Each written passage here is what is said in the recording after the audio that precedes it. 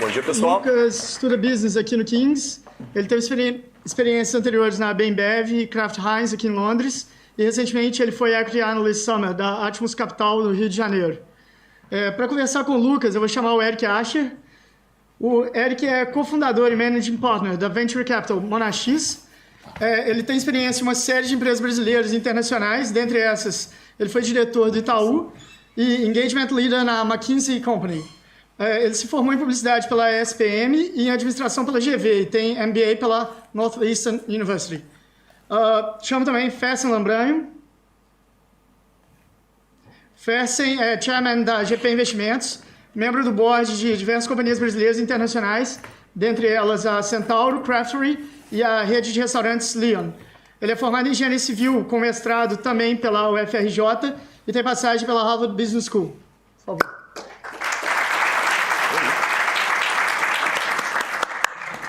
Gente, bom dia. Eu queria só primeiro contar um pouquinho como vai funcionar a dinâmica, né? Gente, o vídeo está rolando aqui. Vocês sabem qual é a conexão. Quando vocês forem mandar a pergunta, diz o nome e também diz se vocês estão aqui ou não. Por exemplo, presente, Lucas. E aí, as melhores perguntas que aparecerem aqui, a gente vai, na verdade, passar direto o microfone para vocês e vocês vão poder passar para os palestrantes também. Fechado? Não, peraí. Fechado? Aí, agora sim. Bom, depois do almoço. A gente no painel aqui não é tão interessante. Difícil. Mas enfim, vamos começar então. Na verdade, eu queria começar com uma história, porque durante esse processo de pesquisa para poder entender um pouquinho mais da história do Eric, um pouquinho mais da história do Fersen, que tipo de coisa a gente devia comentar e perguntar, fiquei sabendo que como foi o primeiro emprego do Eric. Na verdade, a gente teve que... Acho que os caminhos se cruzaram, né? Você podia contar um pouquinho para o pessoal como é que isso aconteceu? Claro. Bom, primeiro eu queria agradecer o convite, a oportunidade de estar aqui. Super obrigado aí para a equipe toda de estudantes. Acho que é um evento muito bacana e tomara que venham muitos outros por aí. Assim, acho que essa é uma oportunidade muito legal para trocar ideias. Eu contei para o Lucas essa história, então também é um prazer especial estar aqui dividindo o painel com o Fersen, porque tem uma historinha ali no começo da minha carreira que é interessante. O meu primeiro... Quando eu estava decidindo o que eu ia fazer ali, eu tive duas propostas. Isso faz muito tempo, né? Isso foi lá nos idos ali de 91. E eu tinha uma proposta para ser trainee das lojas americanas e uma proposta para trabalhar na McKinsey, que na época ninguém conhecia, ninguém sabia o que era McKinsey. Tinha 8 consultores no Brasil. Consultoria não era uma carreira tão conhecida. Se você falasse que você era... Você falava, o que você faz? Eu sou consultor. Eu falava, putz, parece que você está desempregado, né? Do consultor não era uma... Depois virou essa carreira legal. Mas da época era uma coisa mais difícil de decidir. E eu fiquei muito na dúvida, porque, trainee de lojas americanas ou McKinsey eram duas carreiras legais para decidir. Eu acabei decidindo pela McKinsey. E eu lembro que eu fui até o Rio de Janeiro nas lojas americanas na sexta-feira, falar lá com o Zé Paulo Amaral, com o pessoal lá e agradecer a proposta e falar que eu tinha decidido pela McKinsey, isso numa sexta-feira. E ia começar na McKinsey na segunda. Aí eu chego na segunda-feira, eu chego na McKinsey e eles falam, bom, você já está alocado num projeto nas lojas americanas. Eu falo, não acredito. Aí terça-feira estou eu de novo no mesmo escritório ali, o Fersen era CFO, né, das lojas americanas na época. E aí eu chego lá, na hora que eu entro, eles falam, pô, não acredito, agora a gente vai pagar 10 vezes mais para ter o mesmo cara aqui dentro. Né? O pior é que você não sabe. O pior é que esse projeto levou 4 anos para ser contratado. Porque o Stefan Matzinger, que era um dos 8, foi me visitar um dia e falou, vim aqui de São Paulo para te dizer que não vou trabalhar para você. Eu falei, como assim? Você não vai pagar o meu preço? Eu falei, perfeitamente, não vou mesmo, pode ir embora. E levamos 4 anos para conseguir contratar esse negócio aí. É isso aí. Mas então tem essa coincidência aí da gente estar aqui juntos fazendo o painel. Isso aí. E eu queria começar então, falando um pouquinho das diferenças de perfil entre as pessoas que vão para Venture Capital e as pessoas que vão para Private Equity. Né? Geralmente a gente, quando lê as histórias, ouve, vê na internet, a gente vê a pessoa com perfil de Private Equity.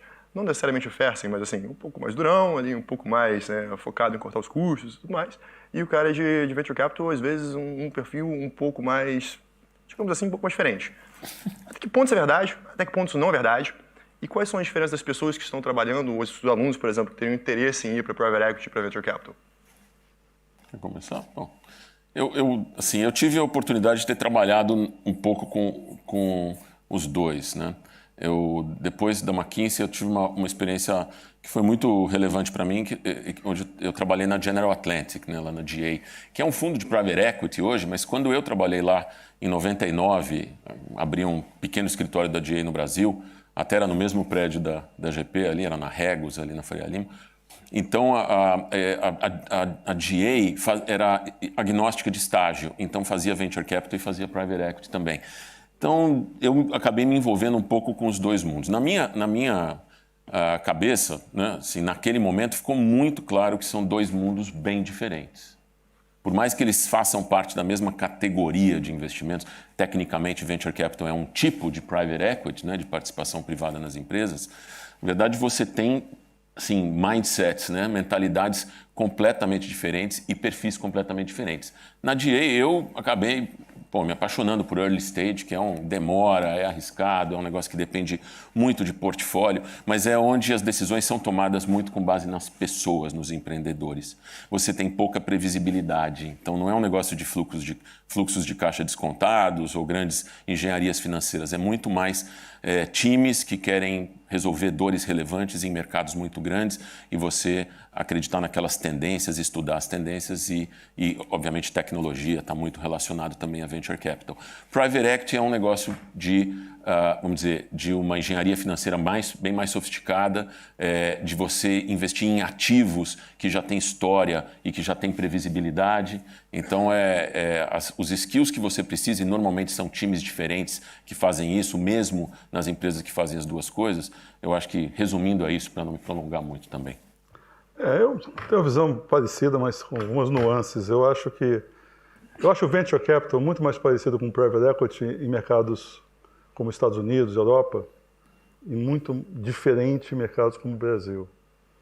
Porque nos mercados desenvolvidos, o private equity também tem um aspecto de ser altamente financeiro. A engenharia financeira é uma componente muito relevante da equação, enquanto em mercados como o brasileiro, você está quase que necessariamente tendo que trabalhar para gerar mais resultado operacional, porque não tem o jogo financeiro.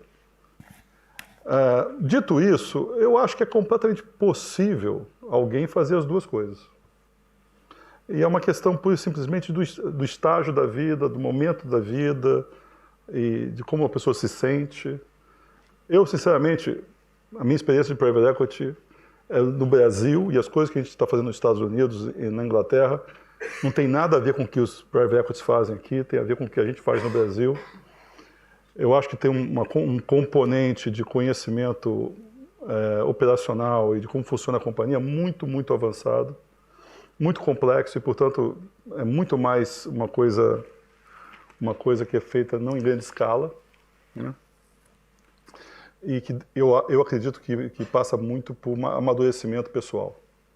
Eu acho o venture capital, por outro lado, tem um aspecto de você apostar no empreendedor muito similar ao de você apostar no management team aqui. Então, ontem me chamaram para ver um negócio super interessante aqui na Inglaterra, e é um cara milionário que montou um negócio.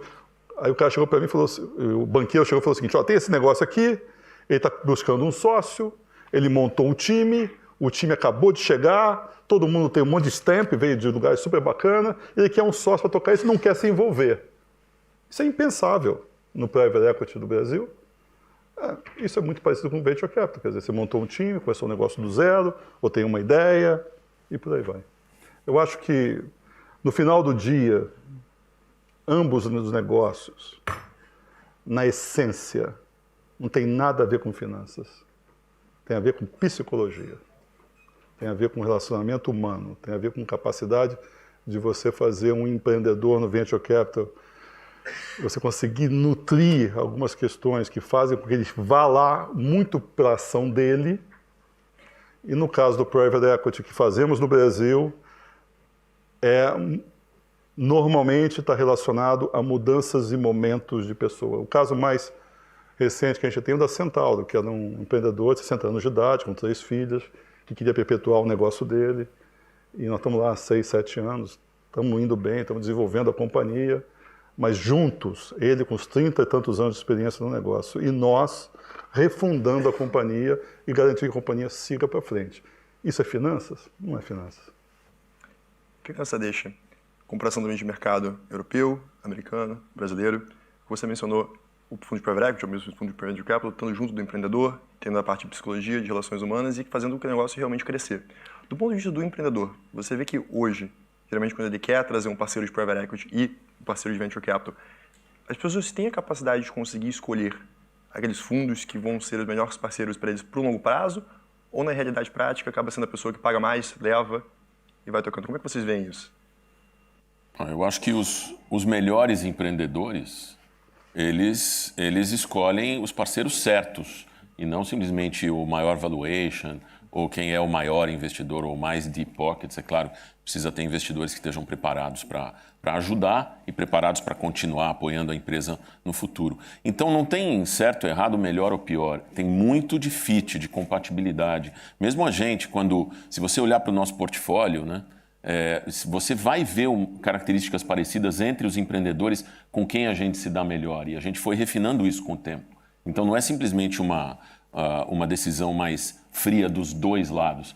Como o Fersen falou, é psicologia, é uma decisão humana. É uma decisão de alinhamento humano no final. Por mais que sejam instituições, empresas, um fundo investindo, no fundo são pessoas, né? que estão trabalhando juntas e que tem que ter um objetivo comum, tem que ter uma visão, acreditar na mesma visão e ter incentivos bem alinhados. Eu acho que esse é o grande segredo. Se os incentivos não estiverem alinhados, a coisa vai por água abaixo. E incentivos alinhados é uma coisa que às vezes não é tão clara. Às vezes você tem 1% de diferença ali, de grau, 1 grau de diferença, 2 no começo, e você fala, não, tudo bem e tal, mas se você vai evoluindo e a coisa realmente se afasta. Então tem um pouco dessa arte, dessa psicologia, que no estágio inicial é muito mais com os empreendedores. Eu acho que no private equity, pela minha experiência, tem casos de empreendedores e tem casos de management teams e executivos, que é uma psicologia diferente para lidar com eles. Só para lembrar, né? Entre o homem e o chimpanzé tem 1% de diferença no DNA. Então 1% faz diferença. Faz muita diferença. Eu não tem muito a acrescentar o que ele falou, não. É isso aí. Primeiro deixa de... Agora, tem uma coisa só. O que eu aprendi na vida, o que pode dar certo, às vezes dá errado. Mas o que pode dar errado, vai dar errado sempre. Então, toda vez que uma decisão é tomada a nível empresarial, baseado na moda, pegando esse nome aqui porque é o japonês do momento, ou vou fazer isso aqui porque é onde eu vou captar dinheiro, nunca vi funcionar. Eu agora vi muitas situações em que o cara acreditou em coisas que ninguém acreditou. Vou pegar o caso da Central de novo. Se você voltar para Belo Horizonte, em 1980, e disser, pô, esse cara tem uma loja de esporte. Loja de esporte que negócio tem bolinha pendurada, que tem boinha de criança de 300 metros quadrados. Vai ter o tamanho que esse cara... Vai valer quase 5 bilhões de reais, como está valendo hoje. Maluco. E só o maluco faz. Então, eu acredito que consistência, trabalho e fazem coisas impressionantes. Agora, tentar moldar a sua vida, a sua empresa, para tentar estar na moda, isso normalmente eu vi, até onde eu sei, deu errado. E isso é uma coisa muito interessante que eu já virei para a plateia agora, mas perguntando... A gente lê bastante, especialmente estudantes, né? Lê as matérias sobre as novas empresas de tecnologia que vêm, a gente lê muito sobre inteligência artificial, sobre machine learning, sobre qualquer coisa, impressora 3D e por aí vai. Não parece que quanto mais você coloca o buzzword na descrição da empresa, mais tem pessoas interessadas e mais o valuation vai subindo. Até que ponto isso ajuda, até que ponto isso atrapalha? E fazendo também a ida com isso, muita gente fala que, especialmente Venture Capital, hoje está num momento quase inflacionário dos valuations, que eu acredito que não deve ser o que você acredita. Como é que vocês veem isso? Bom, já que você falou de venture, posso começar a responder. Não, eu acredito que a gente está no final de um ciclo de plataforma tecnológica, onde sempre acontece um ciclo especulativo. Eu acho que as rodadas de growth capital, principalmente as rodadas de crescimento, elas estão supervalorizando as empresas. Isso está ficando claro. A gente viu o caso do WeWork, vários outros casos aqui que estão começando a acontecer. Isso é natural, né? São ciclos. Isso é o benefício de ter um pouco de quilometragem, que a gente já viu alguns ciclos.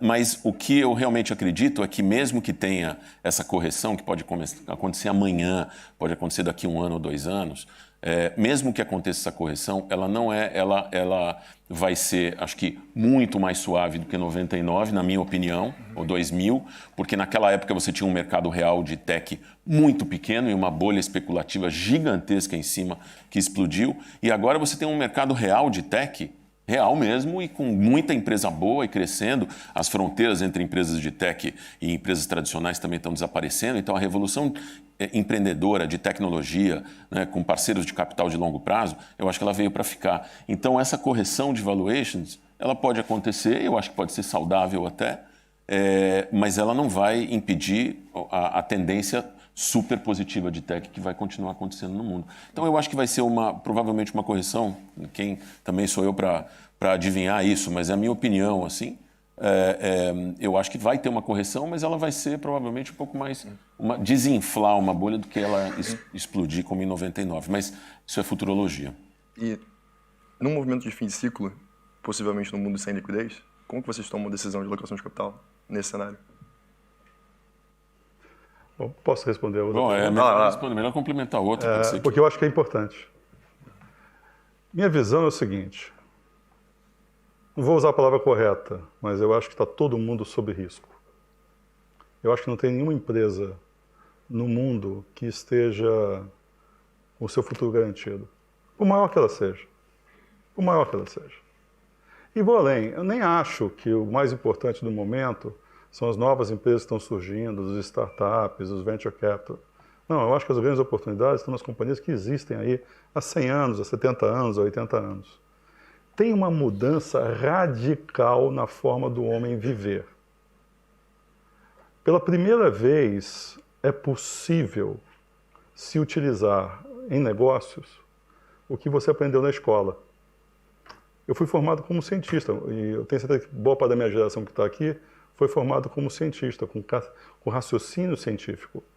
Só que não é possível aplicar. Agora é possível aplicar. Agora é barato aplicar. Agora é simples aplicar. E não é nada muito complexo, não.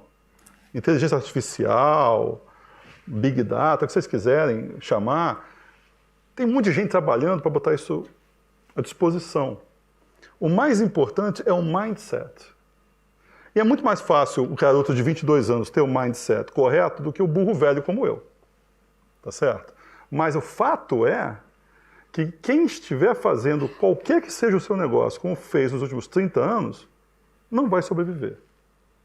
E acho que essa é a mudança mais relevante que a gente está vivendo. Então, eu, olhando coisas de private equity, que são grandes, poucos deals que acontecem de vez em quando, se eu não estiver pensando como é que eu vou digitalizar o que eu estou adquirindo, eu deixei de fazer o meu business. Eu tenho que mudar para continuar fazendo o que eu sempre fiz.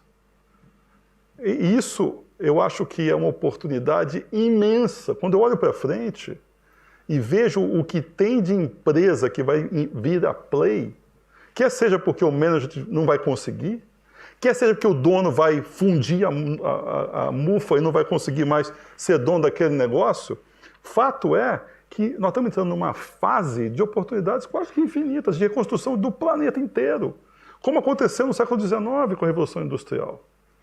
Isso não está nem arranhando, isso não está nem começando.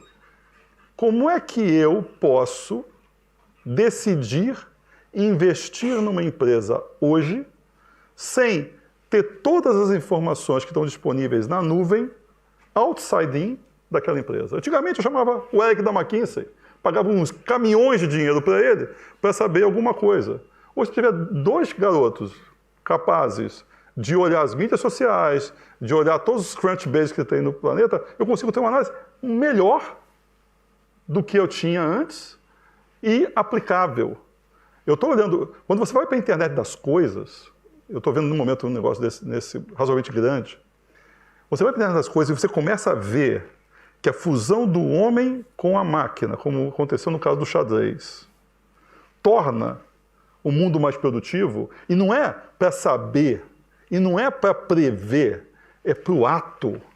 Eu vou colocar 3 garrafas de Coca-Cola nessa gôndola aqui, porque eu preciso de 3, não preciso de 6. É uma revolução imensa. Então eu acho que nós estamos entrando assim, numa fase gloriosa. E concordo com o Eric o seguinte, como aconteceu lá atrás, que você teve a bolha da internet, depois foi para baixo, e depois... você vai ter movimentos assim. Mas o caminho é glorioso. Eu tenho pena e preocupação dos países que não conseguem formar as pessoas para poder usar essas ferramentas. Eu falo de matemática, eu falo de estatística, eu falo de coisas básicas. Acho que nós temos um problema. E isso pode acelerar muito a nossa diferencial para os Estados Unidos. Assim como acho que a China vai avançar muito além dos Estados Unidos por uma simples razão.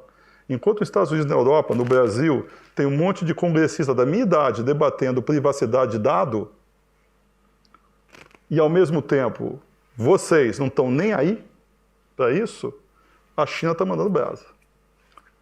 Pegar isso depois vai ser difícil. Mas tudo isso é oportunidade para fazer venture capital, fazer private equity, o que você quiser. Show de bola. Carlos Maximiliano, tá na plateia? Quer fazer a sua pergunta aqui dos líderes? O microfone tá aí? Tem alguém com o microfone?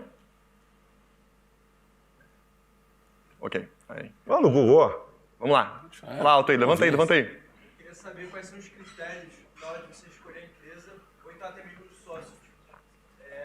Tipo, você está querendo se filiar a empresa. Qual o critério de avaliação? Tá. Eu posso começar aqui. Critério de avaliação dos empreendedores, né, das empresas nas quais a gente investe. E antes de começar, eu queria só reforçar aqui, concordo totalmente com o Fersen. É uma época fascinante, acho que ela vai ser turbulenta, mas é fascinante. A gente estava falando até ontem no jantar que teve com um grupo de estudantes. Assim, eu realmente considero a minha geração ela privilegiada por um aspecto. A gente viu e trabalhou num mundo pré-digital. E a gente está aqui, né, tentando fazer a transição, né, mal e mal, mas tentando fazer essa transição para o digital, mas operando nos dois mundos. Eu acho que isso é muito legal, porque não tem muitas gerações, né, que viram os dois mundos, porque o digital realmente muda tudo. A geração de vocês, que é nativa digital, ela também é a primeira geração nativa digital. Então também ela é fascinante ao seu modo, mas eu acho que aí tem até uma questão de custo de oportunidade, né? Vão ter tantas oportunidades diferentes para seguir, eu acho que esse é o desafio, mas muita coisa legal acontecendo.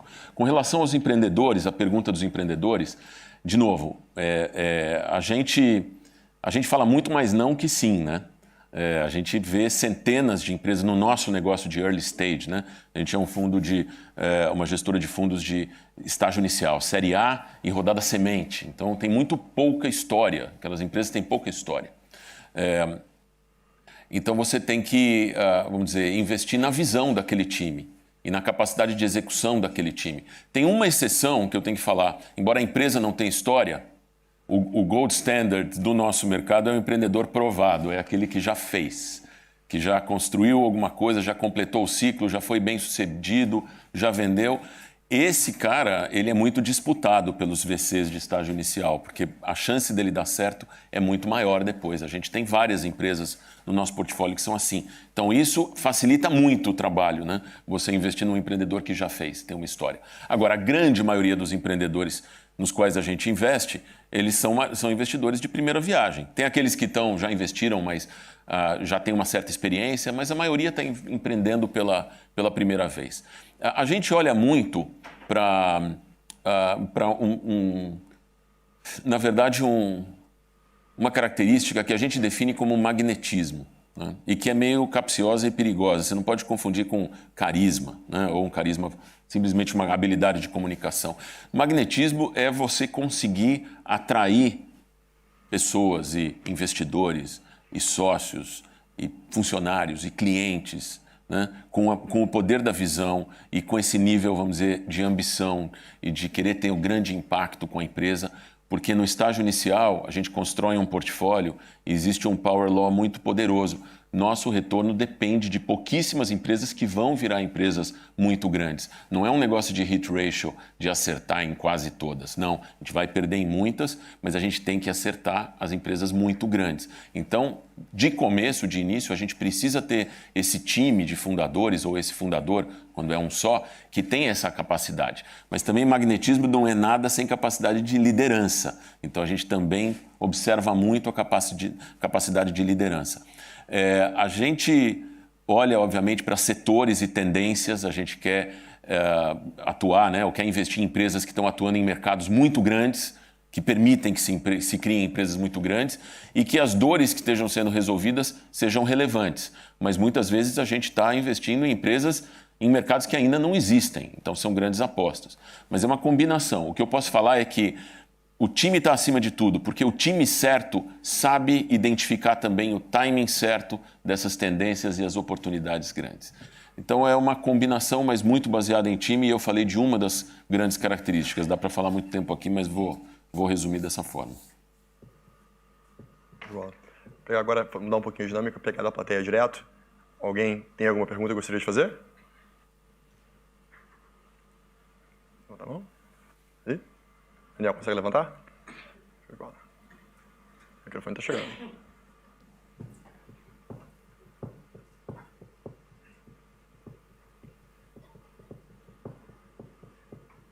Vamos, Daniel. Obrigado. Meu nome é Gabriel, da Universidade de Cambridge, MBA lá.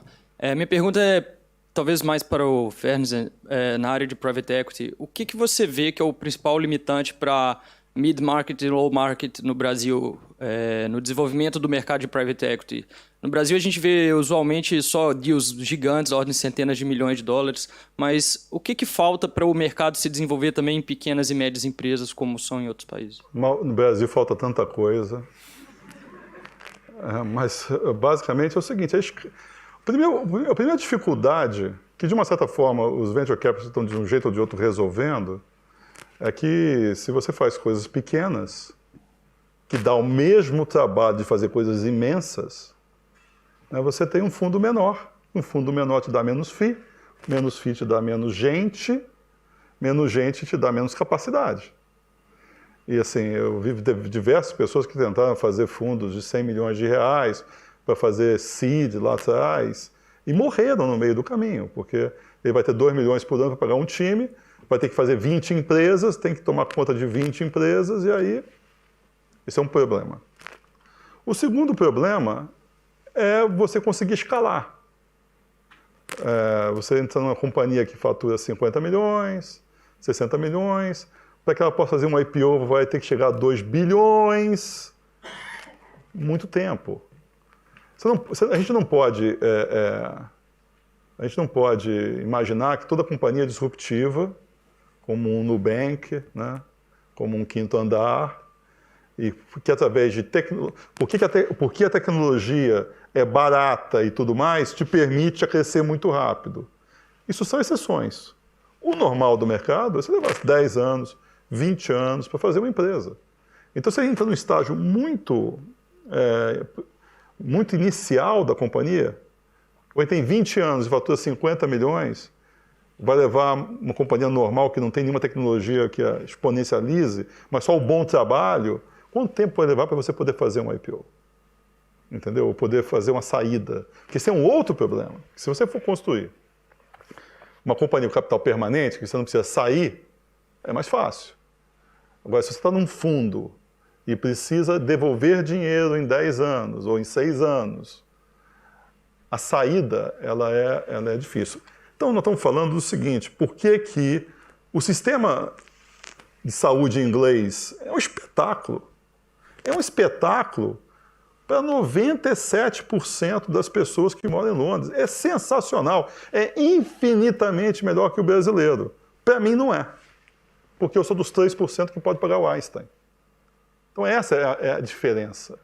A diferença é que o país é pobre, a renda é pequena. Vou dar um exemplo para vocês que assim, eu acho chocante. negócio que a gente teve, foi muito bem sucedido, que é o fogo de chão. O fogo de chão é churrascaria rodízio, não é verdade? E tem várias coisas do fogo de chão que são interessantes. Quando a gente investiu, todo mundo disse que a gente era maluco de investir em churrascaria. Então existe um preconceito com outras coisas. Depois, a gente tentou crescer o fogo de chão. O que aconteceu? 6 lojas em São Paulo, 5 lojas em São Paulo, rentáveis, 2 no Rio rentáveis, a de BH não funciona, a de Salvador não funciona e tem 70 nos Estados Unidos. Isso chama-se renda. Então eu acho que a explicação é só essa. Não é questão de habilidade, não é questão de capacidade, é simplesmente uma questão de renda, de tamanho. E principalmente de ter... O Brasil é um país de janelas. A janela abre e a janela fecha. Para um IPO, para dívida. Os Estados Unidos tem dívida sempre, tem IPO sempre, tem private equity sempre. Então você, quando entra no negócio, você tem múltiplas oportunidades. O Brasil é de janelas. Show. Pegando uma pergunta anônima que apareceu aqui. Qual foi o melhor e pior investimento que vocês já fizeram? E por quê? Eu falo do melhor. Você fala... Não, tô brincando.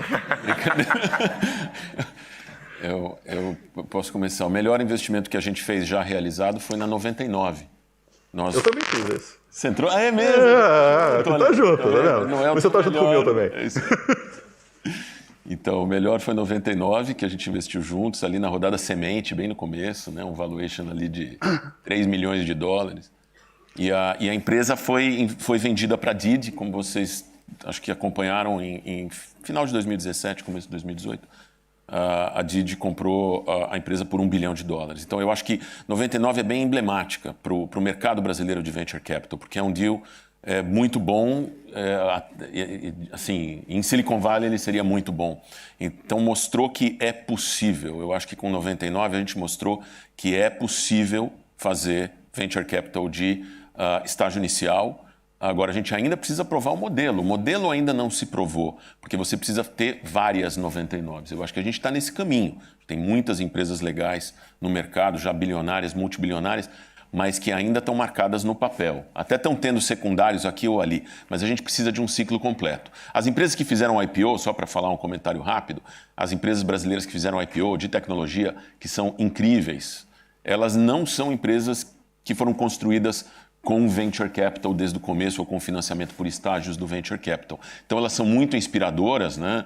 A PagSeguro, Stone e Arco, eu acho que são bem inspiradoras, mas ainda não são os IPOs de empresas criadas com venture capital, né? Uma rodada depois da outra, e empresas vamos dizer, com os empreendedores usando o venture capital para fazer as empresas crescerem. Mas a gente está nesse caminho, já tem 8 ou 10 empresas aí consideradas unicórnios, né? Esse termo está meio desgastado, mas virou um padrão. Mas tem uns 10 unicórnios na América Latina. A gente tem, por exemplo, investimentos na Rappi, que é uma outra, a maior empresa do portfólio, mas ainda ela tem um caminho para chegar na realização do retorno, como chegou em 99.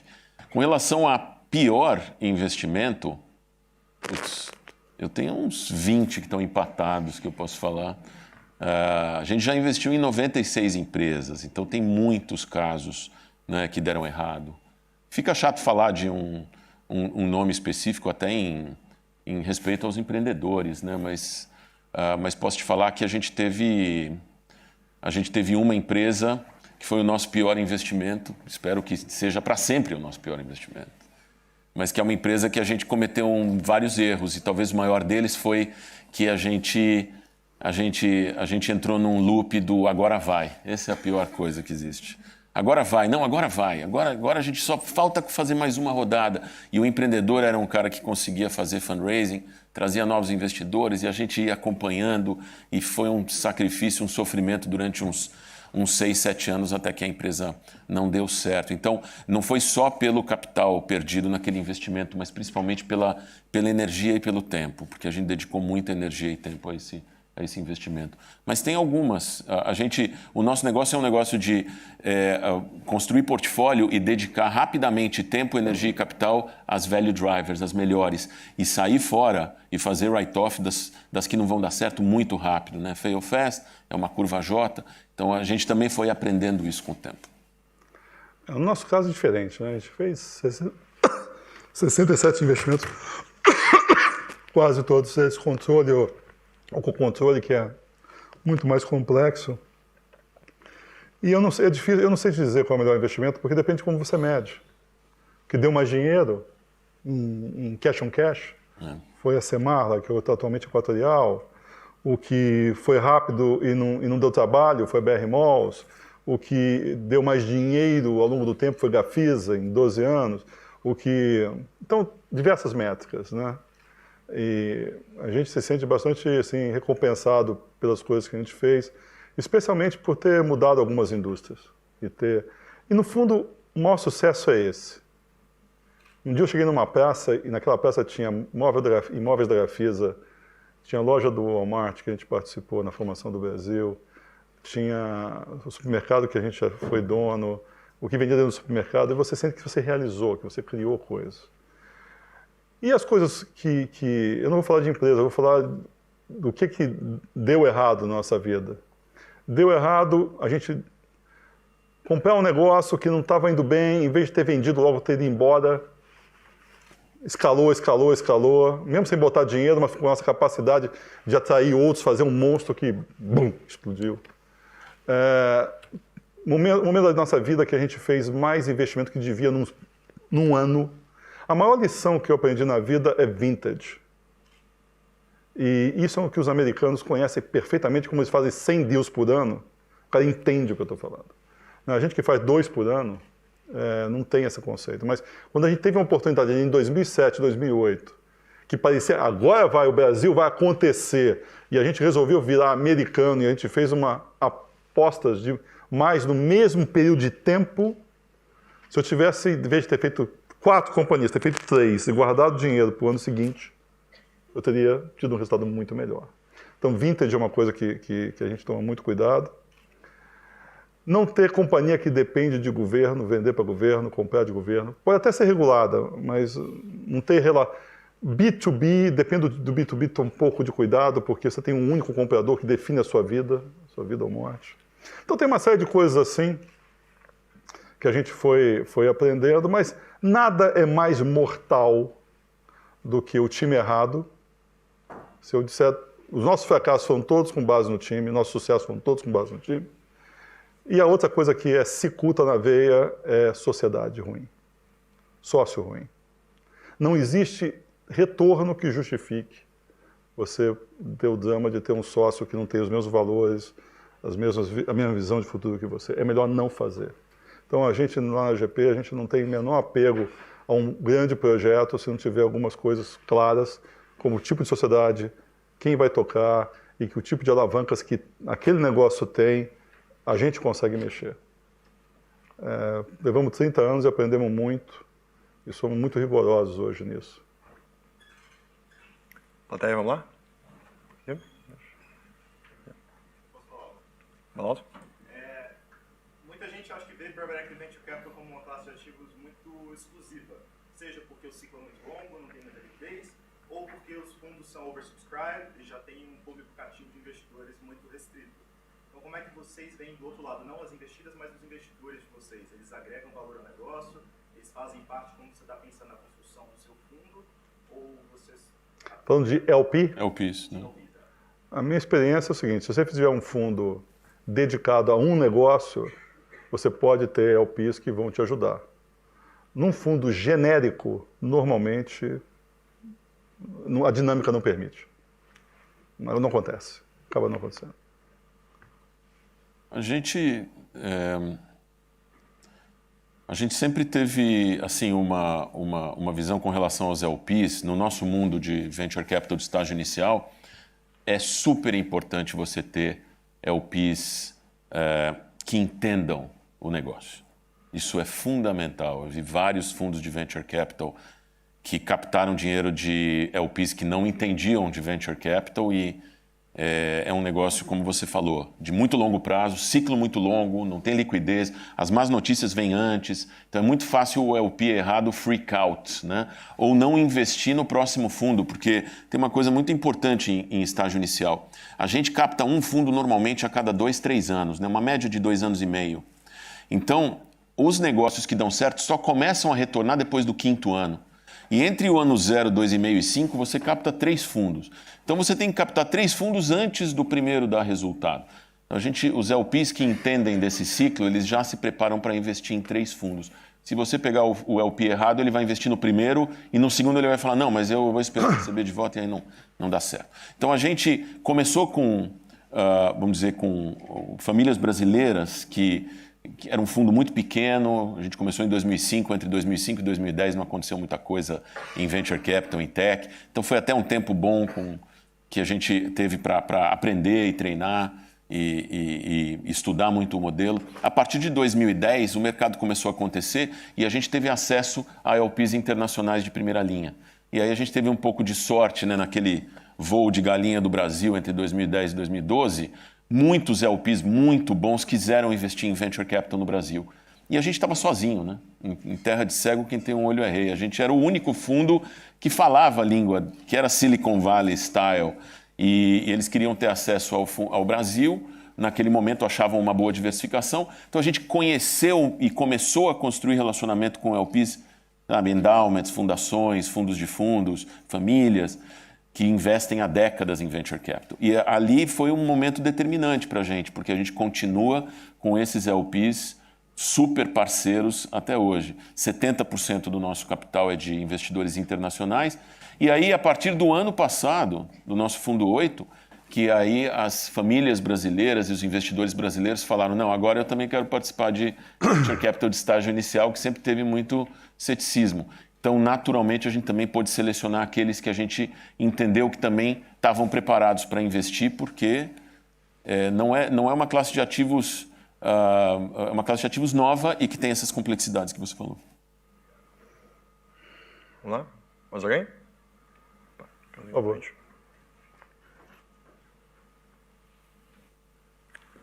Tudo bom? Vocês falaram bastante do aspecto psicológico e de como que as decisões para serem tomadas, elas dependem também de uma análise que às vezes não é a técnica, né? Que depende de relacionamento, enfim.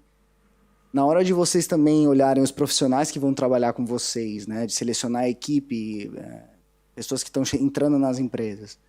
Como que vocês também balanceiam isso, assim, com o técnico e o competências comportamentais e de relacionamento essas pessoas têm? Como que funciona, né? O técnico é commodity. Todo mundo que bate lá procurando para trabalhar na GP tem a parte técnica resolvida e, assim, sinceramente, não faz nenhuma diferença. E aí, no meu caso específico, eu preciso ter gente que pense a muito longo prazo na sua própria vida. Porque os ciclos são longos. A nossa média de investimento é 8, 9 anos por empresa.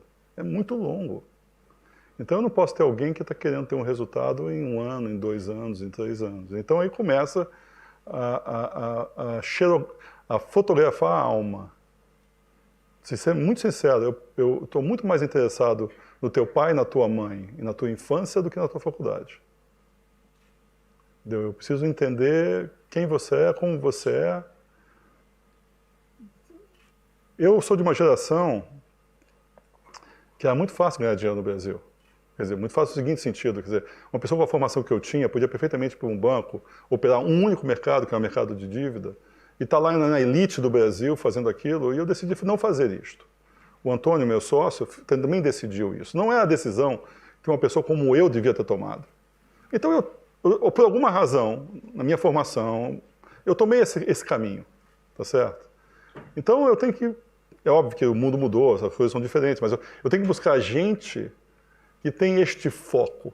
Um foco de que eu vou me desenvolver para os 40 valer mais que aos 30, aos 50 mais que aos 40. Porque no final do dia é isso que eu mais preciso. O técnico, olha, as maiores armas que eu já tive na GP, eu chamo de arma porque é o cara que resolve tudo, que faz todas as contas, que é o mais rápido, que é o mais ágil, não chegaram a sócio.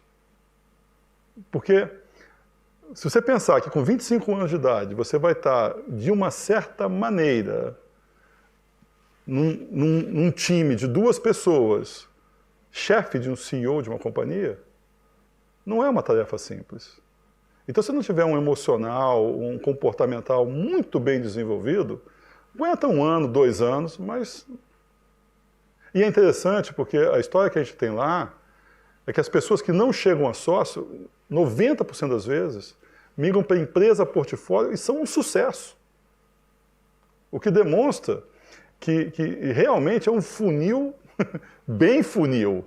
E não necessariamente é o melhor, mas é o que está talhado para fazer este trabalho. Eu acho que a gente até tem uma visão bem parecida com a do Fersen. Não é a capacidade técnica, ainda mais em venture. O que a gente acho que entendeu desde o começo, olhando para o modelo dos fundos bem-sucedidos de Silicon Valley, e alguma coisa certa eles estavam fazendo lá, né? Construindo as maiores, ajudando os empreendedores a construírem as maiores empresas. A gente viu rapidamente que era um negócio de ciclo muito longo e geracional, como é que fala? De geração mesmo, né? Geracional.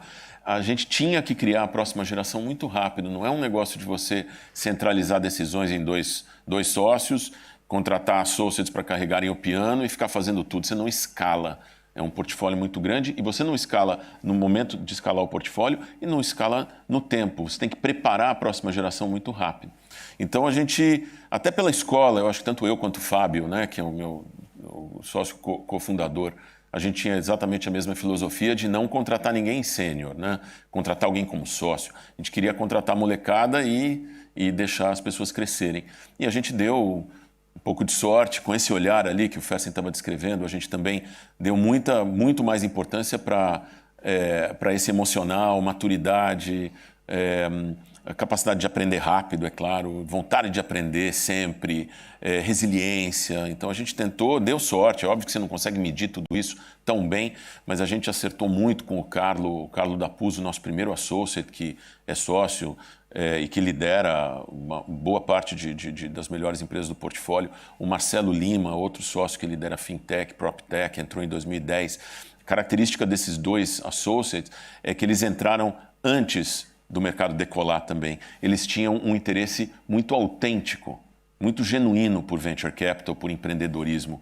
Isso também era fundamental. Para você trabalhar 10 anos num negócio, você precisa gostar muito daquilo. Hoje, a gente também recebe muito currículo, muita gente querendo trabalhar em venture capital, mas a gente vê algumas conversas aqui e ali. O que acontece hoje, por causa do hype em volta de venture capital também, que tem muita gente que quer trabalhar em venture capital, mas um pouco pela moda e não de uma maneira autêntica, porque é um negócio legal, está acontecendo, mas tem que tomar cuidado, porque o ciclo é muito longo. Uma coisa é você entrar num negócio que o ciclo é mais curto, você pode ali arriscar, mas o ciclo de venture é muito longo. E eu acho que a gente tem já uma terceira geração sendo preparada dentro da Monarchs no mesmo espírito também, que entraram como associates e já estão se preparando para liderar a partir de agora, né, aos poucos, gradualmente, sendo expostos. Todos têm uma capacidade técnica, só para responder a tua pergunta, todos têm uma capacidade técnica, mas concordo totalmente, capacidade técnica é commodity. Vou pegar agora 2 perguntas ao mesmo tempo. Vamos lá, tem uma ali no fundo, levanta a mão. Pegar mais uma, mais alguém? Okay. Vamos lá. Bom, boa tarde. Primeiramente, eu devo confessar, eu cheguei um pouquinho atrasado, não sei se vocês já abordaram o assunto que eu vou perguntar, mas eu queria falar sobre sorte.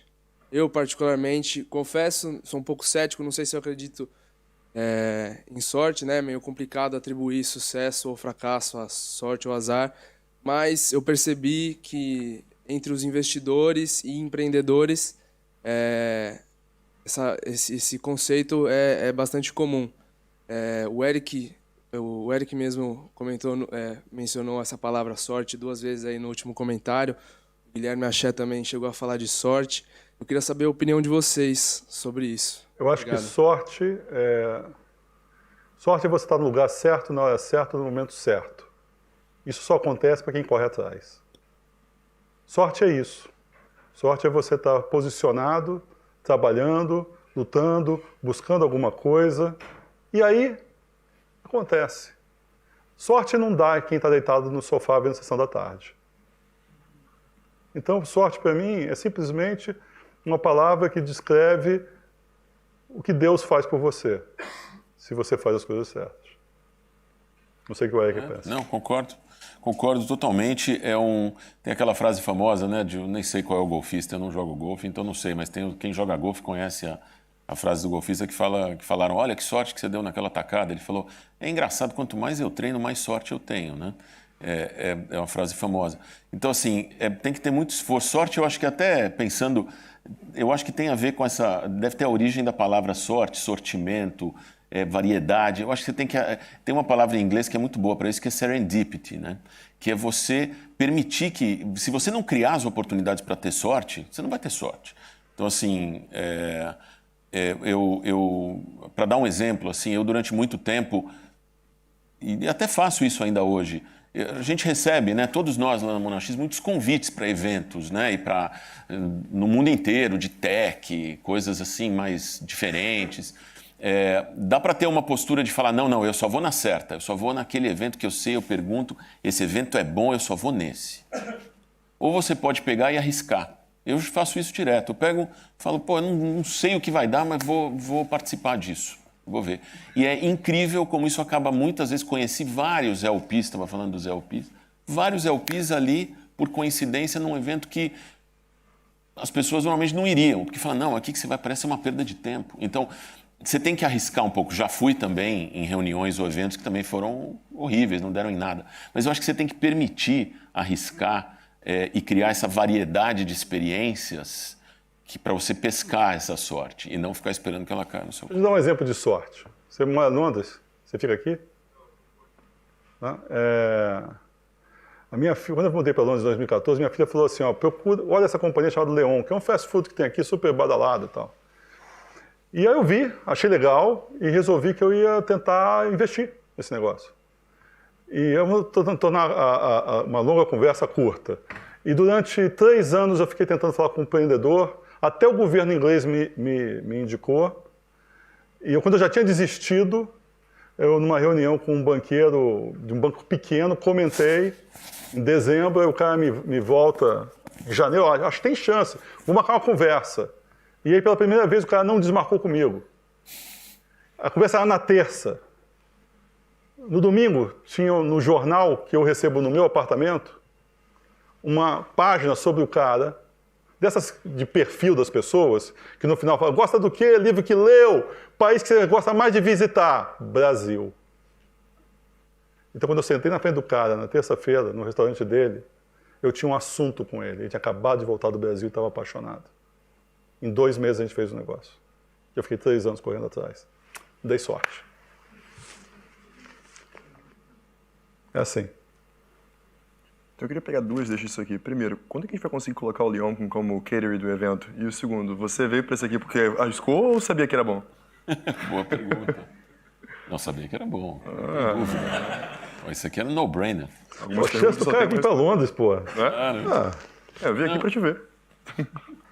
Mas para falar assim, como a gente eu sempre tento juntar um evento com reuniões, né? Então também, como a gente está fechando um fundo novo e tem conversas com LPs aqui europeus, eu falei, juntar o útil ao agradável. Foi. E, bem, vamos aqui, manda aí. Só follow-up nesse contexto de sorte, né?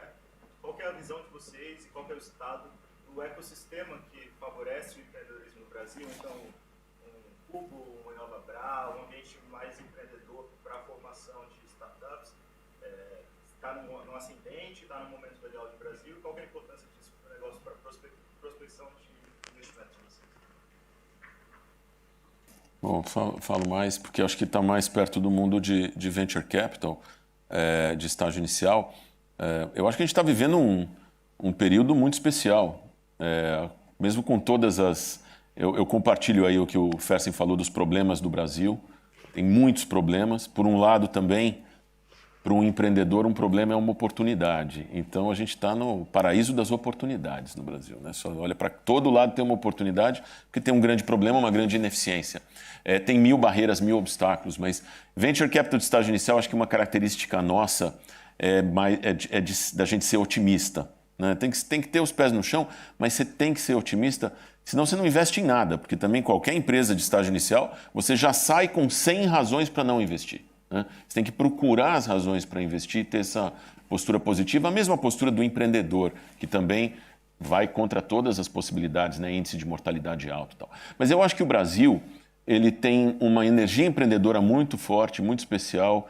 É um empreendedorismo que historicamente é um empreendedorismo por necessidade, mas também ele tá na cultura brasileira, né? Assim como está na cultura chinesa, e não está necessariamente na cultura de outros países. Mas eu acho que o Brasil tem uma chance de ter um resultado muito bom com essa revolução empreendedora que está acontecendo no mundo, onde pela primeira vez aí você tem empreendedorismo de alto impacto, tecnologias exponenciais e a disponibilidade de capital. É uma janela muito positiva. E eu acho que a gente pode mudar de patamar e ajudar realmente a desafiar o status quo e mudar de baixo para cima as coisas. Um número que eu te dou para mostrar que a gente está bem no começo é que a penetração de investimentos de venture capital como porcentagem do PIB é irrisória, é muito pequena. Ela está no nível, mas ela está no nível dos Estados Unidos em 1980, ela está no nível da China em 2005.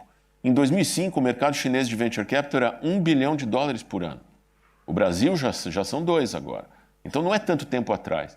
Tem a questão do talento técnico, escassez de talento técnico, tem muito problema. Mas também a gente tem que olhar que o fato de ser difícil fazer negócios no Brasil, de ter um ambiente hostil, é uma barreira de entrada, pelo menos para essa primeira geração. Espero que a gente consiga consertar tudo isso. Mas essa primeira geração de empreendedores tem uma compensação. É difícil, mas não tem tanta competição. Você vai para os Estados Unidos, abre uma empresa nos Estados Unidos, é a coisa mais fácil do mundo, né?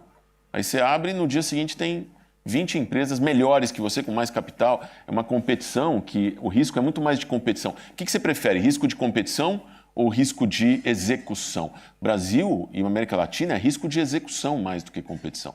Então eu vejo com assim, tudo que está acontecendo de uma maneira assim, muito otimista. Eu acho que tem muito espaço para crescer. Vai ser turbulento, vai ter altos e baixos, mas direcionalmente ali acho que não eu concordo, e a gente voltar para trás e entender as coisas.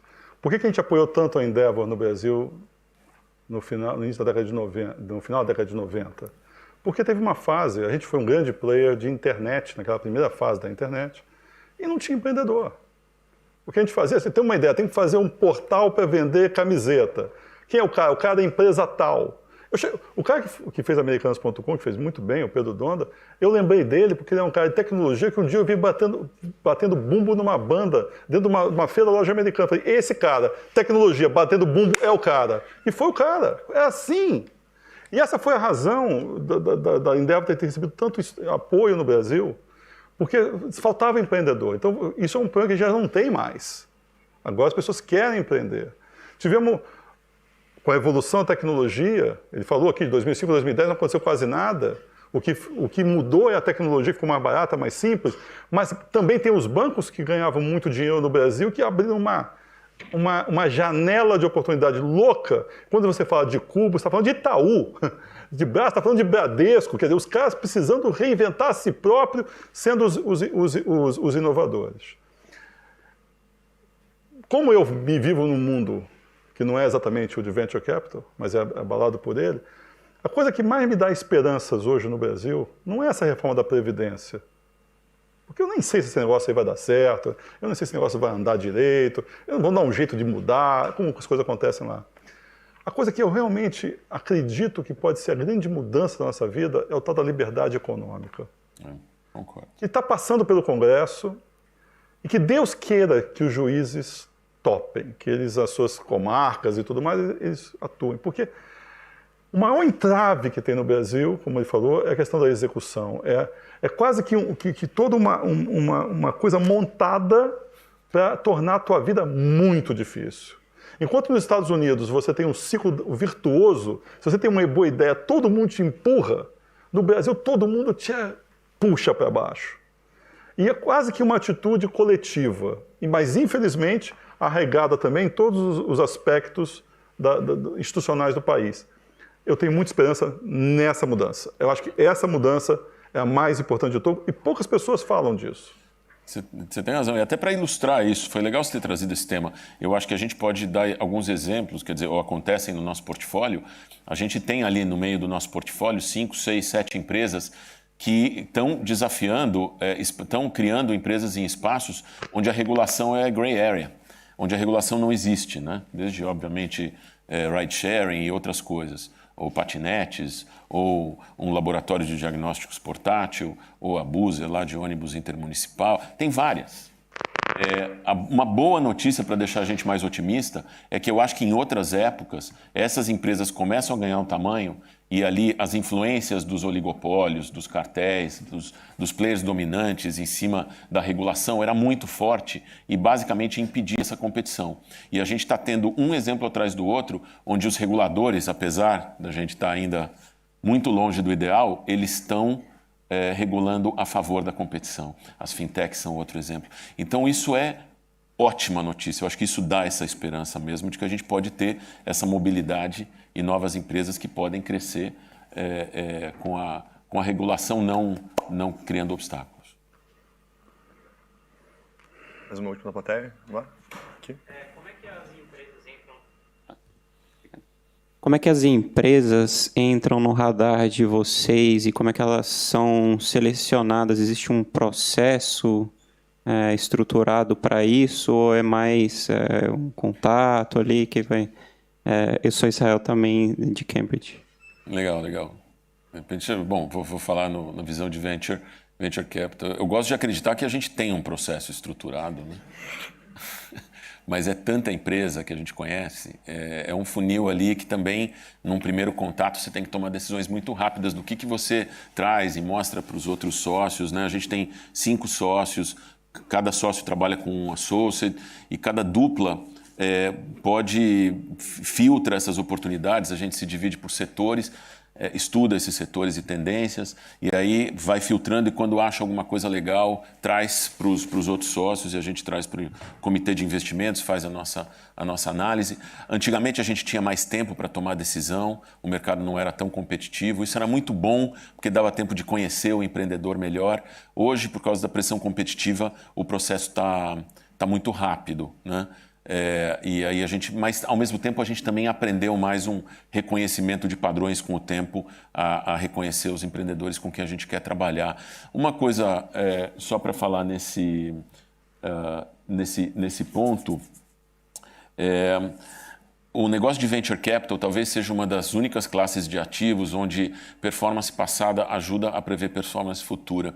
Porque depois que você cria no estágio inicial uma marca positiva, uma reputação positiva com os empreendedores, um track record, os bons empreendedores querem trabalhar com você. Então, eu acho que essa é uma das vantagens. Não quer dizer que você pode relaxar. Tem uma frase famosa em Silicon Valley que é assim, você é tão bom quanto o seu próximo investimento. Você não pode relaxar. Mas o fato de você ter experiência e ter uma marca, os bons empreendedores querem falar. Então, o problema do acesso, que hoje em dia, para quem está começando a investir, é difícil, como é que você vai ter acesso às melhores oportunidades? Eu acho que você resolve com o tempo e com essa construção de marca. Então, a gente tem esse benefício de ter um inbound muito forte também. A gente tem um negócio aqui na Inglaterra chamado The Craftery, que é focado em coisas de consumo disruptivos. Não é venture capital, a gente pega companhias maiores um pouco, mas o nível de automação da busca das oportunidades é bastante grande. E eu, quando olho para o futuro do meu negócio, eu não consigo enxergar como não construir uma máquina que me permita continuar fazendo o que eu fazia no passado. Que era muito intuitivo, que era muito de estar na frente dos outros, de bater na porta antes dos outros. Apesar de a gente ter um negócio que as pessoas querem fazer com a gente, o nosso negócio é um negócio de bater em porta. Então, eu vou ficar muito infeliz se em 10 anos eu não for capaz de usar todas as informações disponíveis na nuvem para tomar a decisão em que porta eu vou bater 5 anos antes da data que eu vou fazer o deal. Eu vou perseguir isso. Se eu vou conseguir, eu não sei, mas eu vou perseguir isso. É um ótimo ponto. Assim, no estágio bem inicial, é engraçado essa automação, uso de inteligência artificial e machine learning, ou seja lá o que for, data analytics, né? ele tem que ser muito mais voltado para a análise dos empreendedores, porque não tem história, as empresas na rodada de semente. Quando você investe, quanto mais você investe em growth, aí... O nosso negócio lá no Vale do Silício, o Expand Capital, como ele vai fazer round C, é fácil, porque é fácil. Você já sabe quem fez o A e quem fez o B, então Exatamente. fica bem mais fácil. Mesmo assim, tem uma tecnologia bastante pesada para conseguir saber quem que você quer correr atrás. Exatamente. Para fazer a última pergunta aqui agora, que é primeiro fazer um pequeno comentário. A gente teve uma dificuldade muito grande de conseguir fazer os painéis, porque é um evento que é para estudantes e para convidados. Mas eu queria pedir para todo mundo primeiro levantar a mão. Todo mundo, vamos lá, que eu sei que a gente está depois do almoço, daqui a pouco vai entrar o Benchmall. Vamos lá. Todo mundo levantar a mão, todo mundo. Só uma ou as duas? Isso aí. Ok. Continua com a mão para cima, quem é estudante? Só quem é estudante. Então, grande maioria. Até a falsificada não vale. A pergunta é a seguinte. Um dia vocês estavam assistindo do outro lado. Tá. Que conselho vocês dão para eles hoje, para conseguir um dia estar aqui dando a palestra? Bom, posso? Vamos lá. A gente até foi um tema ontem que a gente conversou um pouco no jantar. Eu acho que hoje eu falei um pouco disso antes também. Para quem tem essa, vamos dizer, essa capacidade ou essa, vamos dizer, essa oportunidade, né, de estudar e essa, vamos dizer, vocação resiliência, mas que está aqui, né, estudando no exterior, nas melhores escolas, que já tem grandes oportunidades pela frente, eu acho que hoje eu percebo dessa geração de estudantes essa ansiedade com relação ao custo de oportunidade. São muitos caminhos diferentes, muita informação, né? Antigamente não tinha isso, você tinha 2, 3 caminhos, hoje tem muitos caminhos. Então eu acho que é mais importante ainda, pensando até como eu demorei, né? Até chegar a Monax, eu tinha 38 anos quando comecei a Monax, demorei para cair a ficha que eu queria ter minha própria empresa, ser empreendedor. Então, assim, eu acho que tem que ter uma reflexão pessoal, contínua, não casar com uma carreira para o resto da vida. Mas uma coisa que sempre eu converso e que eu acho que me ajudou é ter uma reflexão pessoal muito legal de autoconhecimento, de realmente investigar o que move você, né? O que move você como pessoa, o que realmente te dá energia para fazer as coisas, porque tem várias coisas diferentes que podem te motivar. E isso muitas vezes está até na infância, tem muitos traços disso, se você pensar. Mas é assim, tem gente que é mais motivada, não tem certo ou errado aqui, mas tem gente que é motivado por desafio intelectual, tem gente que é motivado pelo impacto que pode ter, pela mão na massa, tem gente que é motivado pela grana, tem gente que é motivado pela segurança, tem gente... E não é uma coisa só, é uma combinação dessas motivações. E se você vê a combinação dessas motivações, elas apontam numa certa direção de carreira. Mas tem que ser uma reflexão muito autêntica para você realmente entender, pô, o que eu quero, o que eu busco, qual é esse propósito. E aí, se você olhar, as profissões elas tendem a ter características alinhadas com isso. E quanto mais você acertar nisso, mais você vai trabalhar com pessoas com quem você tem sintonia, que no final é tudo. Você quer trabalhar com quem você tem sintonia, você não quer trabalhar num lugar que você seja um peixe fora d'água, né? Então, eu acho que isso seria o conselho que eu daria hoje. Não sei se vocês já repararam, mas dinheiro é um negócio que existe desde que o mundo é mundo. É um negócio que tem em qualquer cultura, que não precisa nem de tradução, só de taxa de câmbio. Então, dinheiro é importante. Dinheiro é importante. Dito isso, eu não faria nada por dinheiro. Eu acho que, inclusive, as opções que eu tomei na minha vida muito cedo foi justamente não olhando o dinheiro. Ao contrário do Moro, eu não segui o dinheiro. Eu segui aquilo que ia mudar a minha vida. E quando você faz as coisas bem feitas, a sociedade te paga, de algum jeito. Né? E aí eu concordo plenamente com ele. Na fase que vocês estão, e todos que estão aqui ou estão se formando, ou estão fazendo MBA, estão num momento de mudança de vida, de começar uma nova vida, escolher o chefe que vai ter, o primeiro chefe, é importante. Que tipo de pessoa você vai ter para te ajudar no primeiro momento. E fazer isso, e aonde você estiver, quer seja numa empresa sua ou de terceiros, desde o primeiro dia, ponha na cabeça que você é dono daquele negócio. Pensar como dono abre todos os caminhos, até o caminho de ir embora. Eu não vou mais ser dono disso aqui porque não casa mais comigo. Se você seguir este princípio, o dinheiro é o KPI do meu sucesso. Eu estou seguindo uma coisa que faz sentido para mim, que eu me sinto dono. Dificilmente você não vai ter sucesso. Você vai encontrar o seu caminho de um jeito ou de outro. Eu já vi gente começando por consultoria, eu já vi gente terminando por consultoria, eu já vi de tudo. O que eu nunca vi foi uma pessoa inconsistente de dar certo. Eu nunca vi uma empresa inconsistente dar certo. Aquela pessoa que segue o seu caminho. E uma vez me perguntaram o que eu acho que é um empreendedor. Um empreendedor é alguém que se doa com amor por uma causa. Pensem sobre isso. Se doar com amor, que vem de dentro, por uma causa. Se a causa de vocês é mudar o mundo, e tomara que seja, nem que seja construído uma catedral, vocês vão ser felizes.